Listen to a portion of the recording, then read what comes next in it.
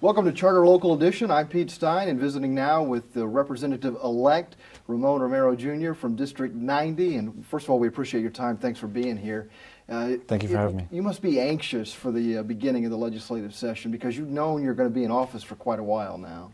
I've known since March the 4th that we were going to be in office, and yes, it's been a very exciting time. Talk a little bit about that primary, because I think it was just 111 votes that separated you from the incumbent. That had to be nerve-wracking.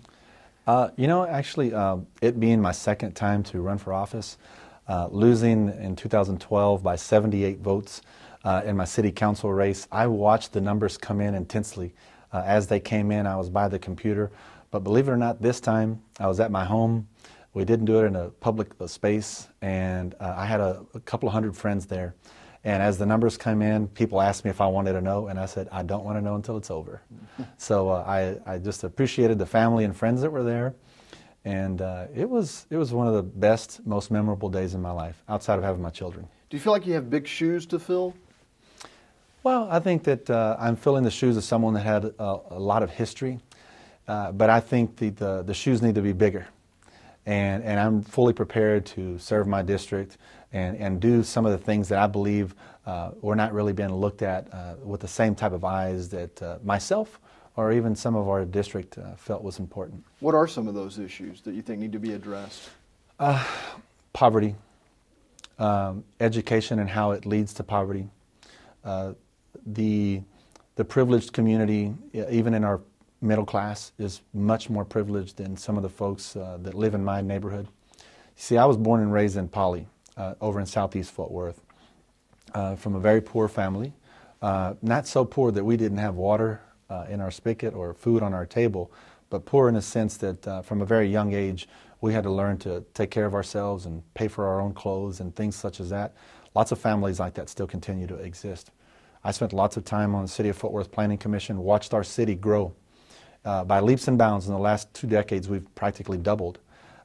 Yet with that growth, a lot of our jobs have left our inner city, our core communities, and that has always been one of the things that I think drives the growth of a community, the stability of a community, the sustainability of a good quality community is good quality jobs, and that's my primary focus. To bring those jobs back to the districts that have the workforce there, the working class families that are there, that are prepared, ready to work. They just need that opportunity, and we shouldn't have to drive 30 miles along I-35 to get to those good jobs. You talked about education. What would you like to see the legislature do in terms of education in the state of Texas? Fund it. Fund it properly. Give the teachers the resources that they need. We should not be ranked 48th in the union in terms of funding per student. We are the best state in the union because we have one of the best, most robust economies in the union. Everybody wants to come here. Unfortunately, the education isn't the quality that should be provided for not just some children, but for every child. And I think that you can look from one side of town to the other side of town, from one district to the other district, and you'll see that there's a huge disparity. And we have to find those solutions for everyone that's going to provide a top quality education for Texans so that we can continue to lead this country. Education, certainly a major topic. Another topic that seems like is going to be top of mind going into this session is transportation and yes. Roads. Yes, absolutely. Roads, roads, roads. Everybody wants better roads. 1,300 people move here every day from all other states. And if they continue to grow, to come here, our roads will only continue to be more congested. You'll spend more time in traffic jams. You'll spend more time at the stoplights. You go to California, you may watch that light turn green 3 times before you ever cross that intersection. We don't need that here in Texas. We need a community that people can that believe that they can spend more time with their families, more time with at ball games instead of on the road waiting in traffic. So it's critical, but we need infrastructure not only in roads but also in water. If there's no water when you turn on the spigot, people aren't moving to Texas. Thus, they're not going to create more jobs. So transportation infrastructure, water infrastructure, just the basic needs of communities, those things are going to be a hard-fought battle this year. We have to find a way to fund those projects. Every day that goes by, the need grows and grows and grows. What about economic development? What can the state government do in terms of economic development, specifically in your district? Well, Well, number one, I personally believe that Fort Worth, Texas is one of the best places you could live in Texas. It is still a place you can come and raise a family and feel good about the safety. We have one of the best downtowns in all of the country.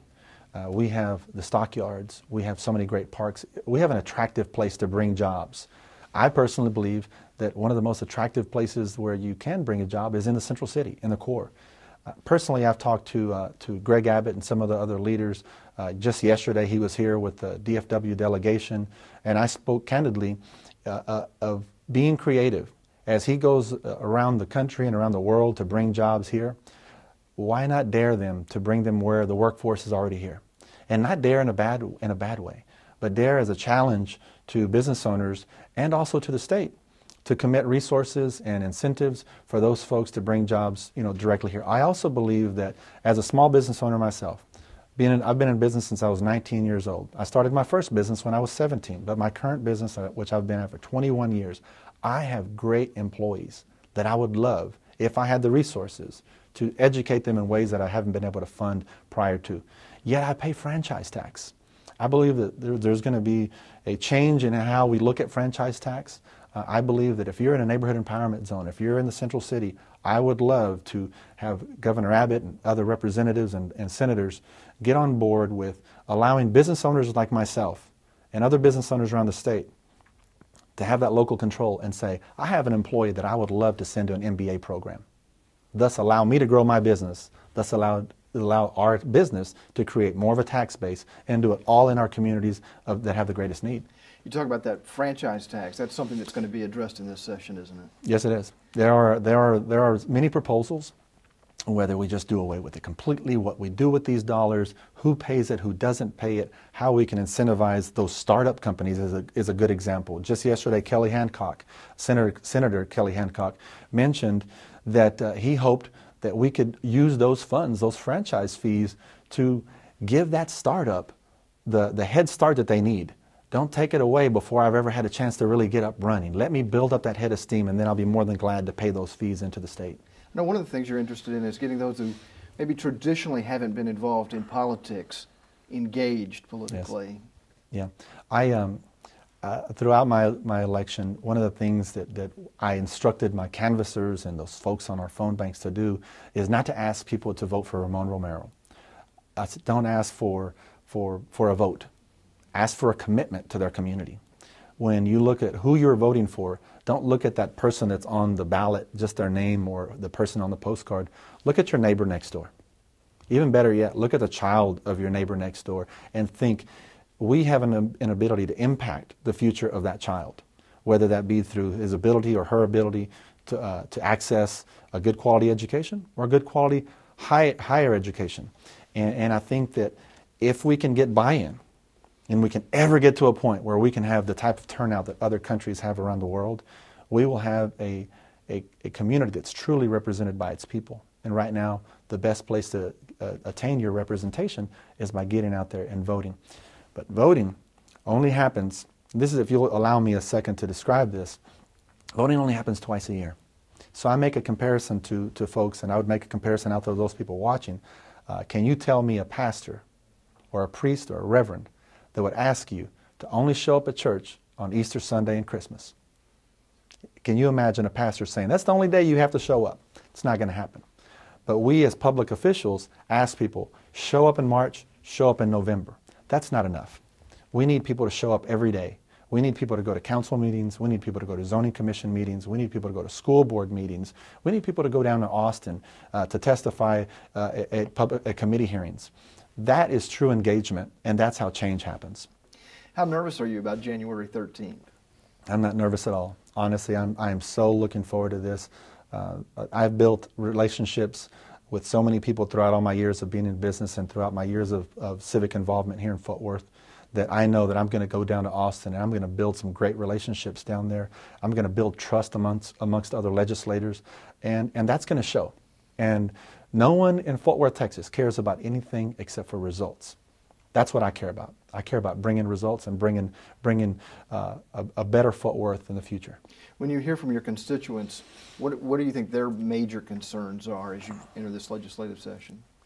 There's so many concerns. You know, District 90 is a poor district. We have, you know, a big share of our homeless population in Fort Worth.